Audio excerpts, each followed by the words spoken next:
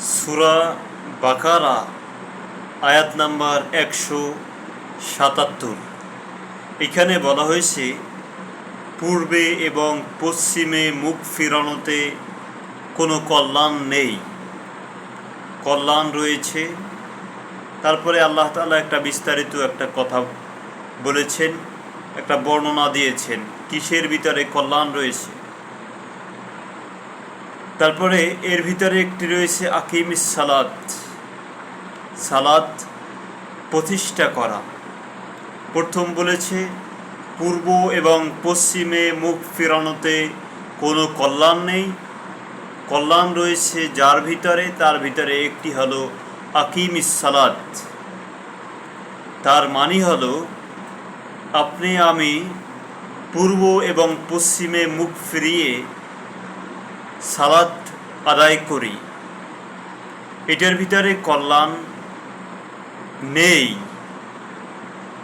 আছে আকিমিস সালাত করলে। তার মানে কি? তার মানে হলো আমরা যখন আজানের আহ্বান করা হয়, সালাতের আহ্বান করা হয়, তখন আমরা সালাতে যাই, গিয়ে আমরা জাত পাত বিভেদকে ভুলে গিয়ে, ধনী গরিব উঁচু নিচু এগুলোকে বিভেদকে ভুলে গিয়ে আমরা সবাই এক কাতারে দাঁড়িয়ে যাই, সালাত আদায় করি, আল্লাহর কাছে সাহায্য প্রার্থনা করি, আল্লাহর কাছে বিভিন্ন কথা বলি।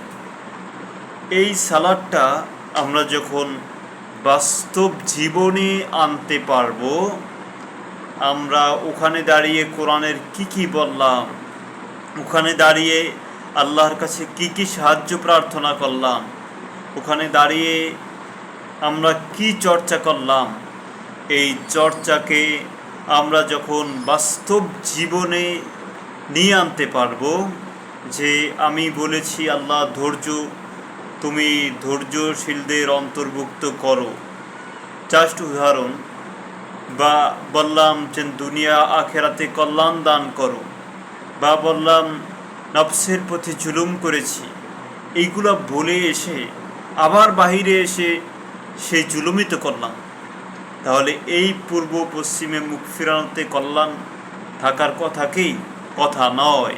তাহলে আমাদের করণীয় কি?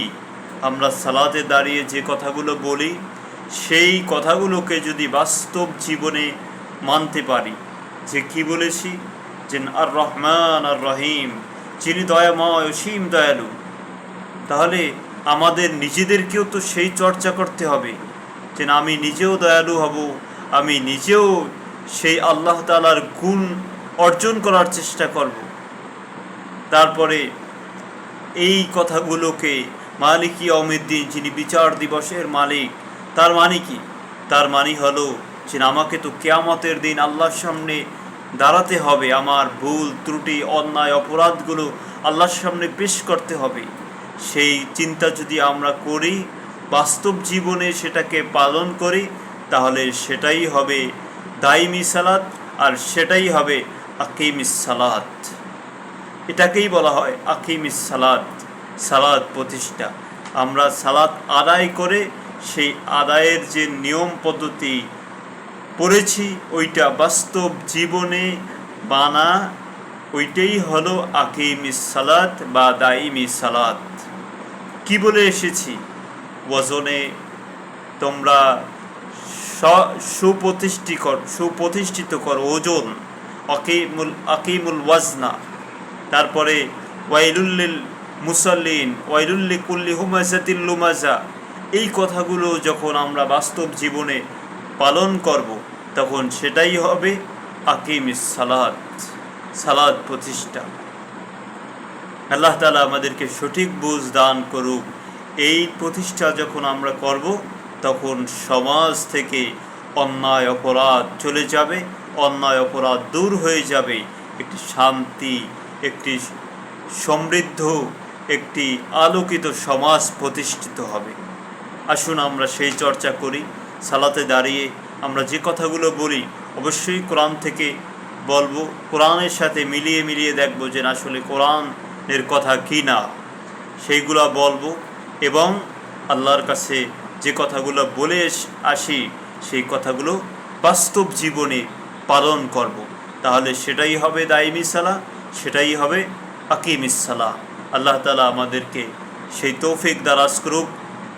রব্বানা তাকাব্বাল মিন্না ইন্নাকা আনতাস সামিউল আলিম।